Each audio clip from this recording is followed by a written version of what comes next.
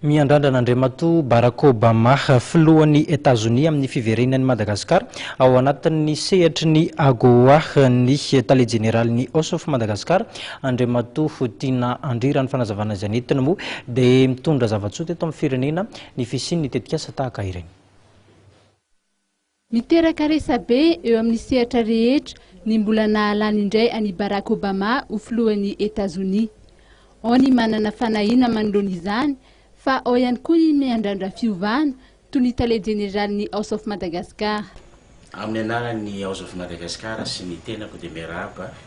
ny filoha Barack Obama ny tenako amin'izao nahavoafidy azy ho filohan'ny fandroandray ho hitondra ny firenena Amerikanina. Ka izay House of Madagascar dia miandrandra ny fanohanana ny filoha Amerikanina sy ny fanjakana Amerikanina ny iverenan'ny AGOA indray eto Madagasikara. Mahafantatra tsara ny tena koa ny fijerin'ny fomba Amerikanina zany fitondrana Amerikanina ny firenena Malagasy ary ny hany olazaiko ny hany mpanao politika dia ny mba hisian'ny fitoniana ara-politika eto Madagasikara ary mba hirosoana amin'ny fifidianana satria zay no lalana ahafahan'ny Congrès Amerikanina andany indray ny amin'ny fiverenan'ny AGOA eto Madagasikara zay ho andrandraina amin'ny Octobre 2013 ary izany moa dia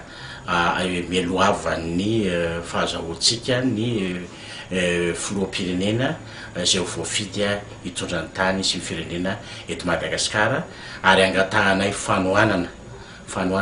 avy amin'ny fitondrana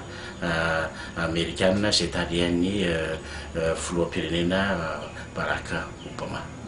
Mbola nanamafy ny tsy fangatoavana ny fitondrana tetezamita ny fanambarana izay nataon'ny mpiandraikitra raha Amerikanina ny alarobia teo raha nambarany Tinandry filohan'ny House of Madagascar izay indrindra ny itakiana Amerikanina ny fiverenana amin'ny ara-dalàna sy irosoana amin'ny fifidianana madio malalaka ary mangarahara mba ho eken'ny rehetra.